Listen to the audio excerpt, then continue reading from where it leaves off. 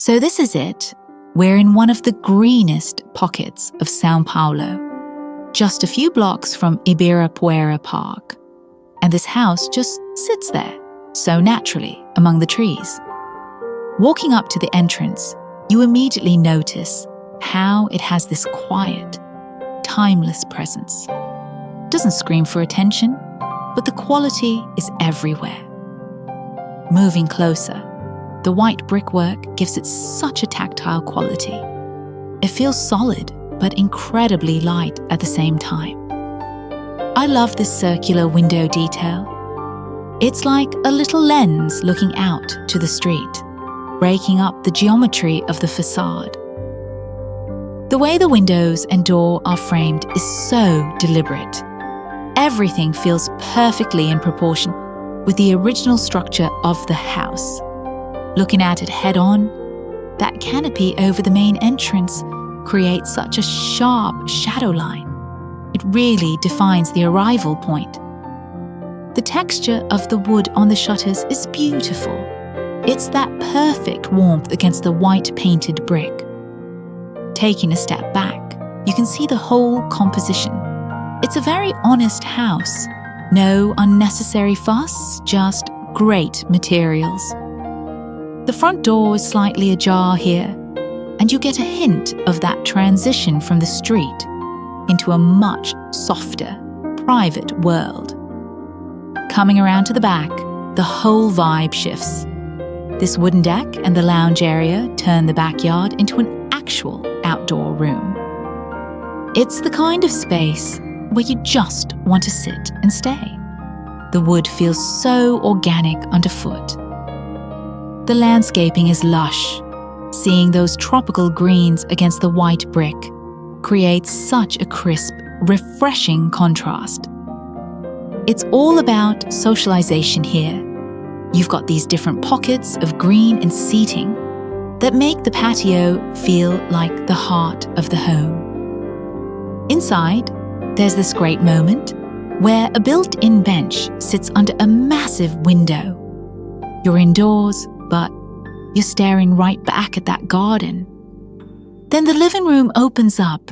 It's huge, but the wooden shelving keeps it from feeling cold. It's that balance of minimalism and warmth. The fireplace is a real anchor point here. And look at the furniture. Those signed pieces aren't just chairs. They're like sculptures in the room.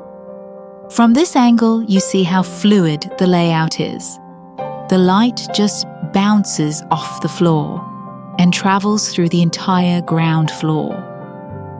The joinery is incredible. Look at how the wood wraps around the walls, creating these deep niches for books and art. Everything is so integrated. It's not just a shelf. It's part of the architecture of the room. And the ceiling, it's genius. Those circular skylights bring in this ethereal, diffuse light that changes throughout the day.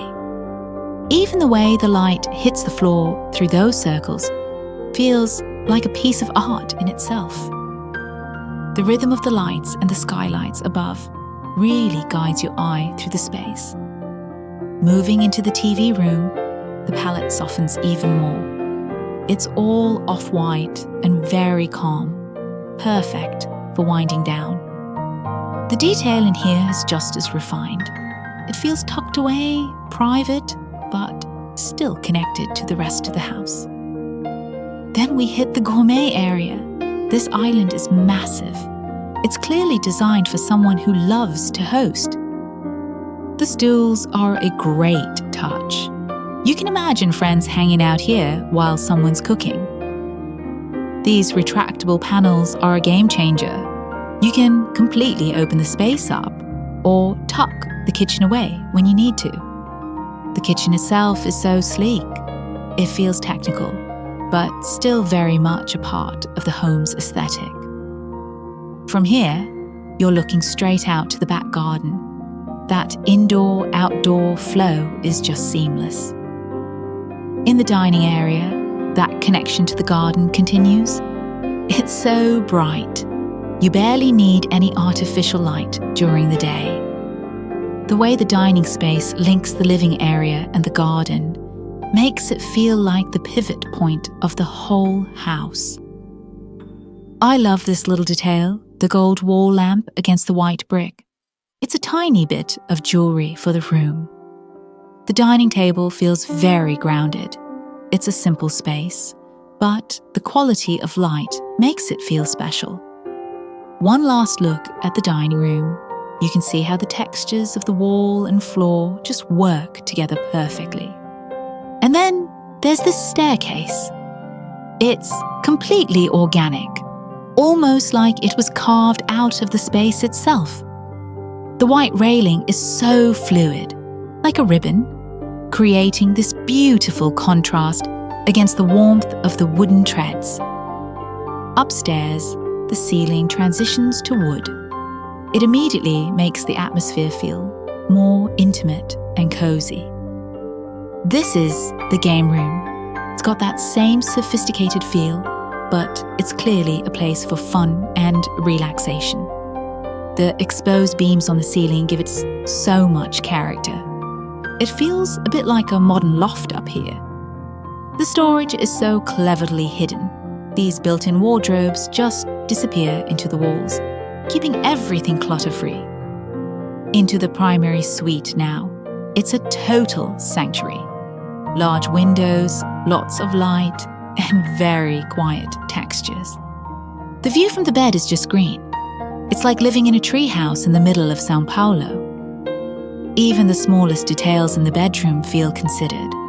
It's a very restful space. The bathroom is stunning. That vanity is carved straight from stone.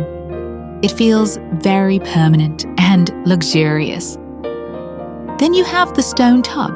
Pairing that with a shower in one wet zone is such a clean, functional layout. The guest bathroom follows the same vibe, but adds more woodwork. It's that contrast again. Cold stone and warm timber. It's a bit more tactile in here. I love how the grain of the wood plays against the light tiles. Even in the smaller spaces, the architecture doesn't stop. Everything feels like it belongs to the same story. It's a house that respects where it came from, but isn't afraid to be modern.